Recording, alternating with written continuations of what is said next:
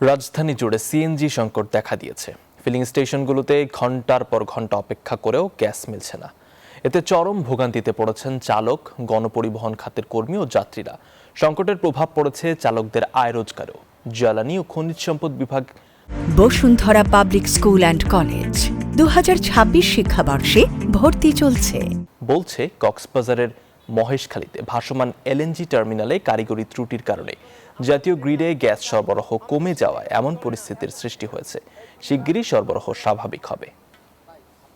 দর্শক, এই বিষয়ে আরো জানাতে আমাদের সঙ্গে যুক্ত হচ্ছেন সহকর্মীরা। শুরুতেই যাব রাজধানীর মগবাজারের সহকর্মী মাসুদ সুমনের কাছে। সুমন, চাহিদা মতো কি গ্যাস পাচ্ছেন চালকরা? আর ফিলিং স্টেশনে আজ কি চিত্র দেখছেন সেটি আমাদের জানাবেন।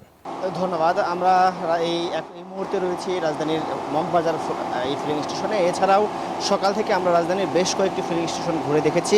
প্রত্যেকটি চিত্র একই বলা যায়। এখন পর্যন্ত যেই গেল কয়েকদিনের চিরচেনা ভোগান্তির চিত্র সেটি এখনও শেষ হয়নি। এখন পর্যন্ত প্রত্যেকটি পাম্পেই দীর্ঘ লাইন দেখা যাচ্ছে, যে গ্যাস নেয়ার যে যানবাহনগুলো অপেক্ষা করছেন তাদের।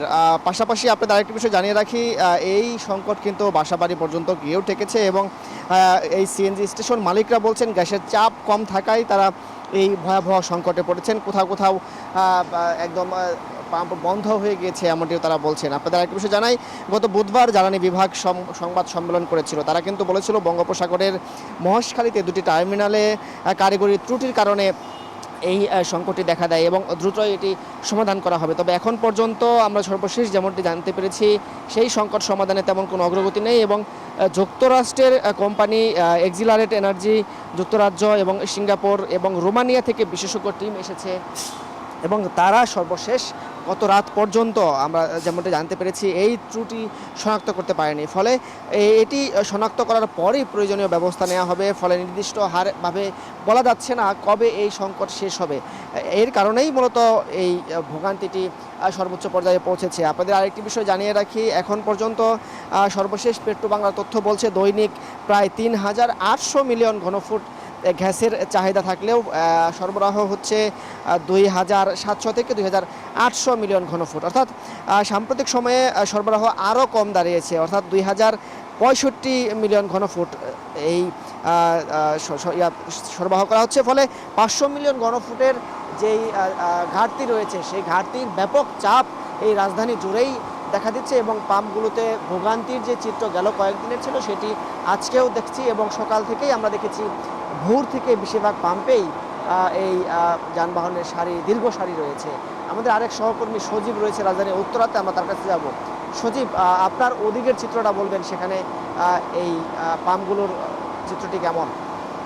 ধন্যবাদ মাসুদ সুমন আপনাকে। আমি এই মুহূর্তে দাঁড়িয়ে আছি উত্তরার যে সিএনজি পাম্প রয়েছে সেখানে। উত্তরায় একই অবস্থা, আপনি যেমনটি বলছিলেন মগবাজারের যে বিভিন্ন সিএনজি পাম্প স্টেশনগুলিতে যানবাহনের দীর্ঘ সারি, উত্তরায় একই অবস্থা আমি দেখেছি যে বিভিন্ন পাম্পে ঘুরেছি আমি। উত্তরা সহ আবদুল্লাপুর এবং টঙ্গীর বিভিন্ন পাম্পের চিত্র একই রকম দেখা গিয়েছে। আমরা দেখেছি যে সকাল থেকে তারা অপেক্ষা করছেন গ্যাস নেওয়ার জন্য, কিন্তু কাঙ্ক্ষিত গ্যাস না পাওয়ায় তারা কিন্তু অপেক্ষা চালিয়ে যাচ্ছেন এবং সিএনজি এবং যে ব্যক্তিগত পরিবহন রয়েছেন তারা কিন্তু আমাদেরকে জানিয়েছেন এই গ্যাস সংকট থাকার কারণে তাদের স্বাভাবিক যে জীবনযাত্রার মান সেটি কিন্তু কমে যাচ্ছে এবং যে সকল গাড়ির দ্বারা ভাড়া চালিয়ে থাকেন তাদের যেই আয় রোজগার তাও কমে গেছে এবং তাদের পরিবারের খরচ মিটাতে তারা এখন হিমশিম খাচ্ছেন এবং যে সকল গাড়ি ভাড়া রয়েছে এবং জমা দিতে হয় মালিককে, তারা কিন্তু সেই জমার টাকাও ঠিকমতো উঠাতে পারছেন না। এছাড়াও শুধুমাত্র যে চালক এবং তাদের মধ্যে এই সীমাবদ্ধ নেই, গ্যাস সংকটের পড়েছে এখন বর্তমানে যে যাত্রী সাধারণ রয়েছে তাদের উপরেও।